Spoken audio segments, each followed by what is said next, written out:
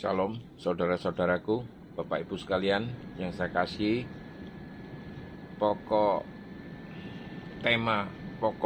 bahasa saya kali ini judulnya adalah Dismas dan Gestas. Apa itu Dismas dan Gestas? Atau lebih tepatnya, siapakah itu Dismas dan Gestas? Dismas dan Gestas itu adalah dua penjahat yang disalibkan di sisi Yesus pada saat penyalibannya itu, Bapak Ibu ya. Meski hanya disebut secara singkat di dalam Injil, kisah mereka itu mengandung suatu makna rohani yang dalam dan menyentuh, Bapak Ibu. Mereka mewakili dua respon hati manusia terhadap salib, penderitaan, dan rahmat ilahi. Siapakah itu Dismas dan Gestasnya?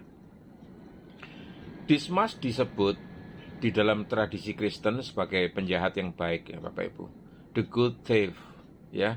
Namanya tidak tercantum di dalam Injil, tetapi menurut Injil Apokrif, Gospel of Nicodemus, dan tradisi Timur dan yang lain, ia disebut Dismas itu ya. Gestas dikenal sebagai penjahat yang jahat, the unrepentant thief ya. Namanya juga tidak disebut di dalam Injil kanonik Bapak Ibu ya. Namun di dalam tradisi dia dikenal sebagai Gestas ini.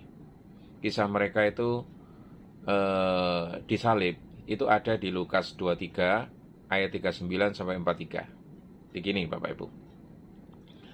Seorang dari penjahat yang digantung itu menghujat dia.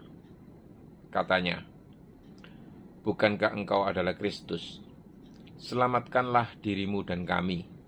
Tetapi yang seorang menegur dia, katanya, "Tidakkah engkau takut juga kepada Allah, sedang engkau menerima hukuman yang sama? Kita memang selayaknya dihukum, sebab kita menerima balasan yang setimpal dengan perbuatan kita. Tetapi dia ini tidak berbuat sesuatu yang salah." Lalu ia berkata, "Yesus, ingatlah akan aku apabila engkau datang sebagai Raja."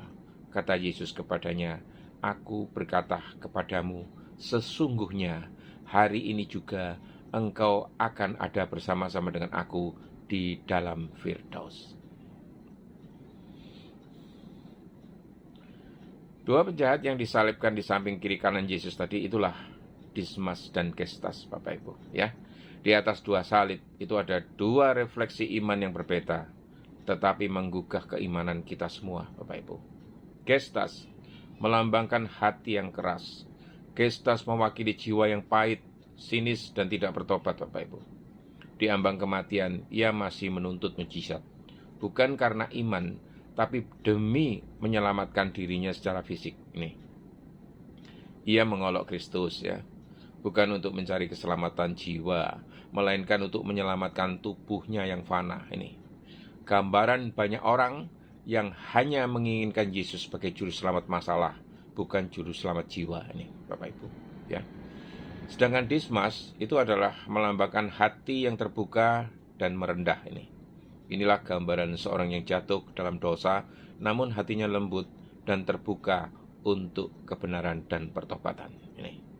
Ia mengenali ketidakpantasan dirinya, meyakini kesalahannya, dan tidak menyalahkan Tuhan atas penderitaan yang dialami. Ia melihat kekudusan Yesus, bahkan ketika Yesus tampak lemah dan tidak berdaya di mata dunia. Dismas tidak meminta mujizat duniawi. Ia hanya memohon, "Ingatlah aku." Dan dari mulut Yesus sendiri, janji keselamatan yang agung dan pasti diberikan. Hari ini juga engkau akan bersama-sama dengan aku di Firdaus. Apa makna rohaninya yang menggugah? Pertama, tidak ada kata terlambat untuk bertobat. Dismas menunjukkan bahwa bahkan di detik-detik terakhir hidup, karunia Allah masih tersedia.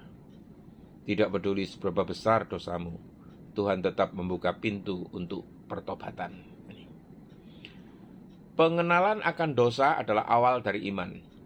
Dismas tidak memohon keajaiban, tidak membela diri, melainkan mengakui dosanya.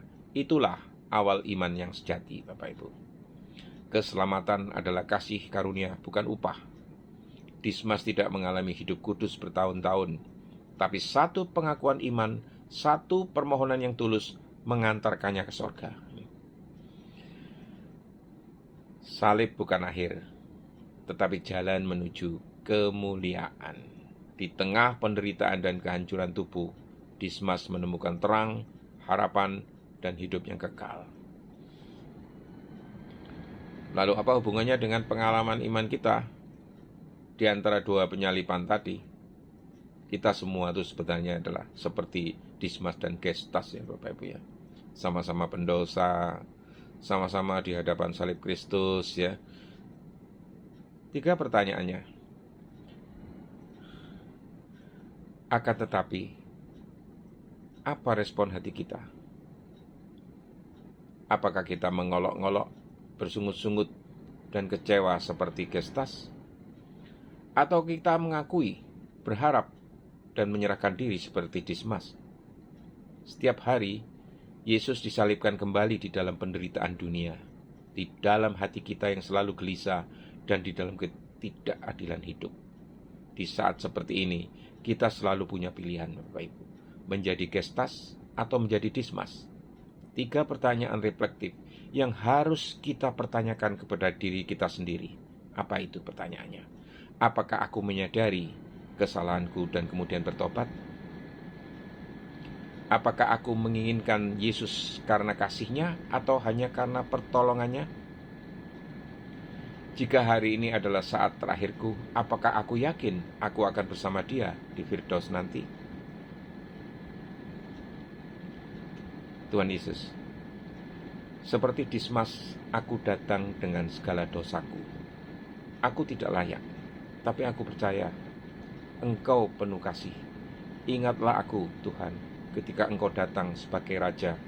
Jadikan aku sahabat-Mu di salib dan temani aku masuk dalam terang Firdaus. Amin.